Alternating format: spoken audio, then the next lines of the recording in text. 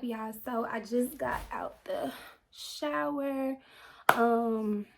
Man, I feel good. So it's about to be 9 o'clock in the morning, and I already worked out, ate breakfast, showered, and now I'm about to get dressed. Baby, if you don't know what this is, baby, every Christmas I gotta have them. And I don't eat the inside. So,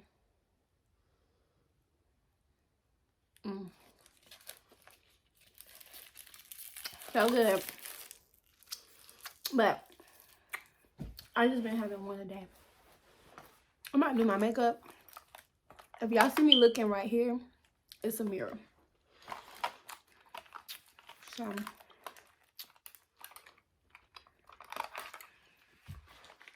I'm trying to see, do I want to do a chit chat or listen to my music and speed up my makeup?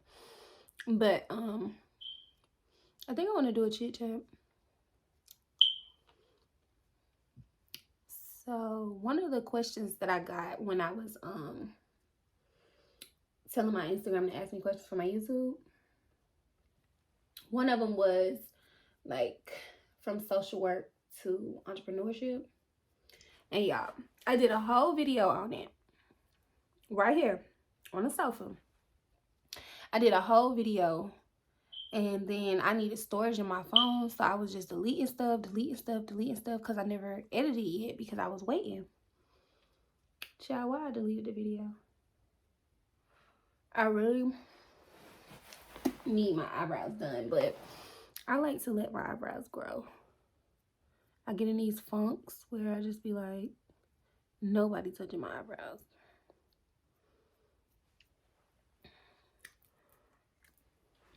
All right, so I'll just talk about that. I'll talk about my journey from social work to entrepreneurship.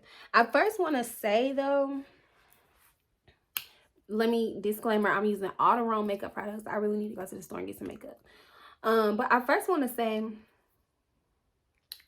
I don't really believe like I went from social work to entrepreneurship. Like, I always did entrepreneurship, and I believe that I'll always be a social worker. Number one, I'm licensed, so I will always be technically a social worker in the state of Georgia, you know? And then two, I feel like with social work, it's a heart thing. Like, it's what your heart desires. And it's something that I do. Like, I do social work every day. Like, every day in my DMs, when I meet people, like, I just feel like I do it every day. So it's really no such thing as like I stopped doing social work. And then with entrepreneurship, I feel like I've been doing that my whole life. Like, y'all, I sold candy in elementary. Candy lady. I wanted to be the candy lady in middle school. And then in high school, sold sandwiches. Started helping people with their brands. Took it on to college. Was helping people with their brands. Sold hair. Like, I've been doing this my whole life, you know. But I think the question, what people want to know is like my story, how I did it, like how I transitioned. And honestly, this was not like a plan. Like, I didn't plan for any of this. I feel like everything I'm doing right now is, I'm not saying like this is my purpose, like this is what I'm going to be doing for the rest of my life. But I feel like it was, my steps were ordered. So like at this moment in time, I'm supposed to be doing this thing because it only makes sense. So originally I was working. Now, I'm not going to say social work in the whole. I'm going to say exactly where I was working because I was working at Defects. And if you don't know anything about social work, then you don't really understand. But what I'm about to say, Defects and social work is not the same. And I feel like that's where I got this whole thing confused at, because I felt like people didn't tell me that. Like, the school pushed defects. Title 4E pushed defects. But if I'm a natural born social worker, defects is not the place for me, because It's like a scientist going to work at defects. At defects, you just a caseworker. They don't care about your scientist background. So that's how I felt. Like, they don't care about my social work background, child. You a caseworker, close the case. And so for me, I was way too passionate to just be a caseworker. Like, that's not what I was signed up for. Like, when I say I hated my job, like, y'all, let me make this very clear. When I say this was not my goal, like, my goal wasn't to quit my job and be, I am a worker. Like, I begged to work at 15 to get the waiver signed. Like, I'm a worker. All I ever did was work. Like, I'm a workaholic. That's why even in entrepreneurship, like, people be like, girl, all you do is, like, slow down. All you do is work. Like, all I do is that. Like, that's all I know.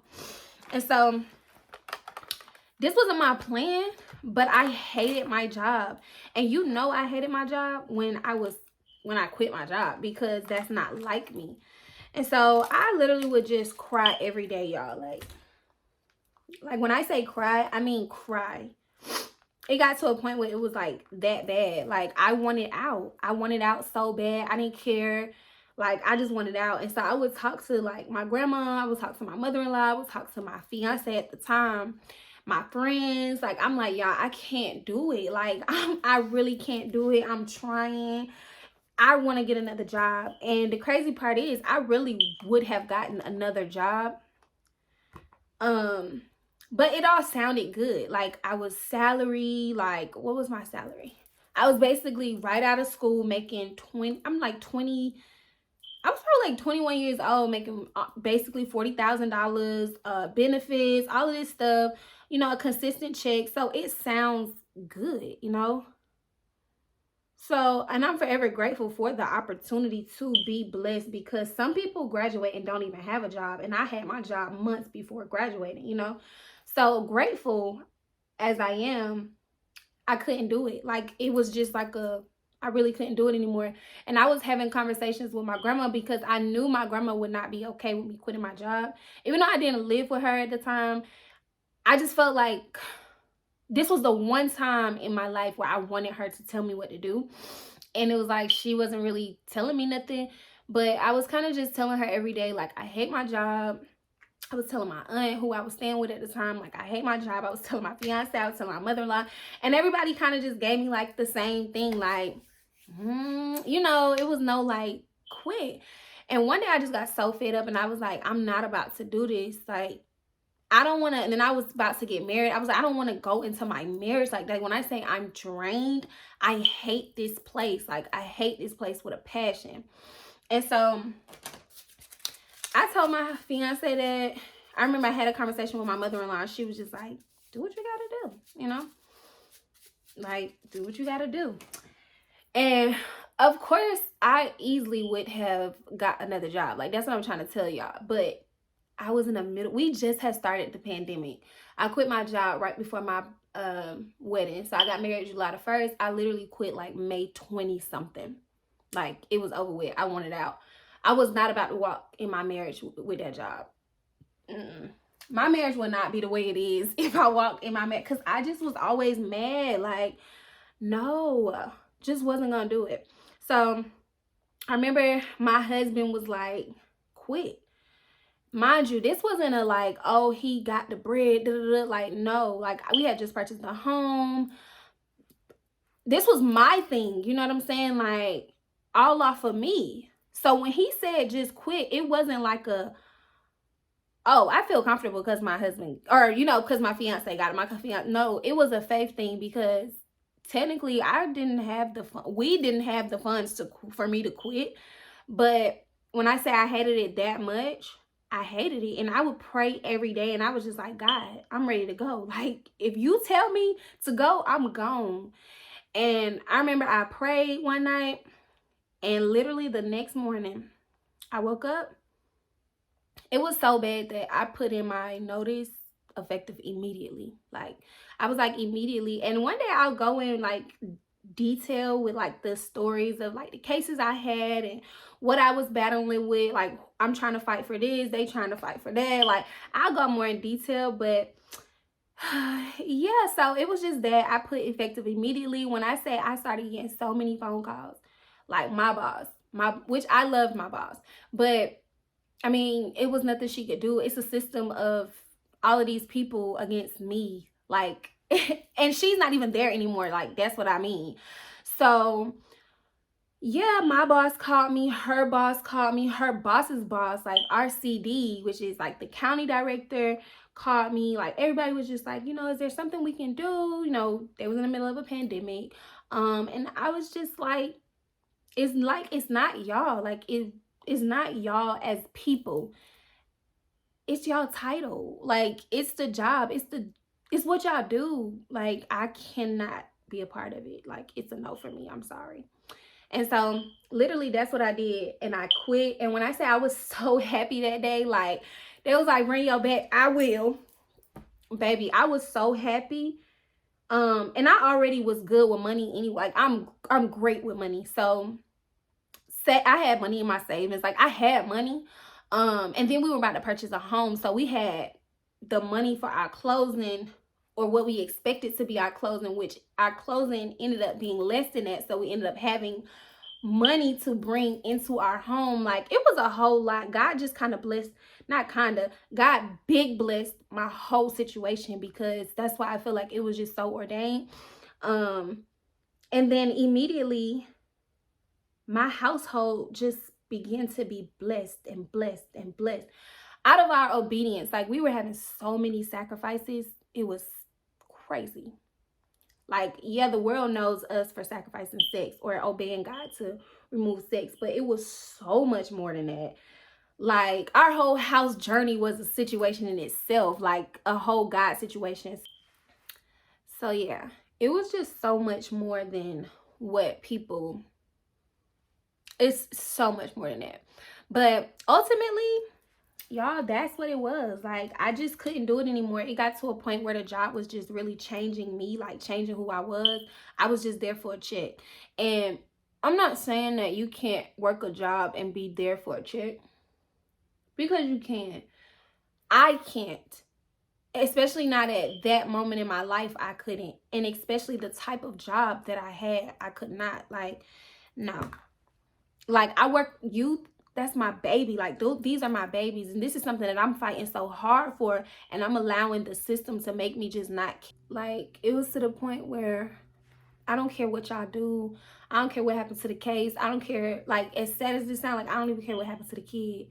Do what y'all do. And that's not me. And I was not about to let that job make me be that person, because that was the one thing I hated about the job, because it seemed like everybody I was working with was that person. And because I cared too much, it was like me against them the whole time. So I left. And that's how it was, y'all. Like, that was my journey from, I guess you can say, social work to entrepreneurship. But like I said in the beginning, I do social work every day. I'm a child of God. So, like, what I do is inevitable, serving, listening, being a broker for people. Like, I do that on a daily. So for me, it was what it was. But I hope y'all enjoyed that story time, because that was one of the most popular questions that I got. And another thing I'll just say as I finish up my makeup is, don't, like, you can do a job for money, but if a job is changing you, like, I was being changed. And let me say this, another thing, even when I quit and I was making good money doing what I do, but I still was like, but am I supposed to be doing this? Like, like, this seems too easy to me. It seems like I'm having too much fun doing it. Like, I felt like my, like, work life was supposed to be a struggle. Like, you were supposed to be a slave to your work. You know what I'm saying? And so I had to kind of break that mindset. Like, no, that may have been, the thing for some people and the case for some people. And even the case for myself at a time. But no, that's not your life. Like, that's not what God has for you. And it was to the point where, like, I tried to go back to school and get my master's, and this is a whole nother story time. And I applied and I got denied. And which was weird, because why would I get denied? It didn't make no sense. And to me, like during prayer and journaling, I just realized like God was just saying like, you so afraid to be successful on your own. Like you're in a place right now when you're making the money, elevate the business, like you said, to make more money. You know what I'm saying? And it's just like you so scared of social media being the thing. Like, because how do you explain that to people? Like, well, I'm just so successful because, but I've always seen that for myself. Like I've always seen me speaking, hosting engagements and events, and you know what I'm saying, building my own community. Like I always was that person. I've always seen that for myself. If y'all been following me for forever, you know, Educated Storyteller, I always was branding myself. Picnic, like I was always doing that. So that's me. And so it's like God just telling me like, why you so afraid? Like you want so bad for that other way to be your story, and it's just not right now. And I'm not saying that it's like I'll never ever work for somebody. I don't know. But what I'm saying is right now, I'm exactly where I'm supposed to be, doing exactly what I'm supposed to be doing. And I'm supposed to be elevating this because it's crazy. It's like a full circle moment. Like this is what I wrote. But yeah, hope y'all enjoyed that. I'm about to put my curls in, but I'll speed that part up. Man, y'all, stay obedient more than anything. I was about to say chase your dreams, but you don't really have to chase a dream that's yours. Like if it's yours, it's gonna happen anyway. You may have to work for the dream, but you don't really gotta chase it. Stay hungry for it, but more than anything, just be obedient. Like I think, like I say it all the time, obedience, that's what God deals with me with. So like my whole life and story is gonna be obedience. My marriage is now obedience. That's our scripture, 1 Samuel 15:22. Like God don't care about the sacrifice. He wants you to obey him. When he say move, move. When he say sit down, sit down. And so you're gonna hear that so much on my channel because that's just is me. So let me get this hair done.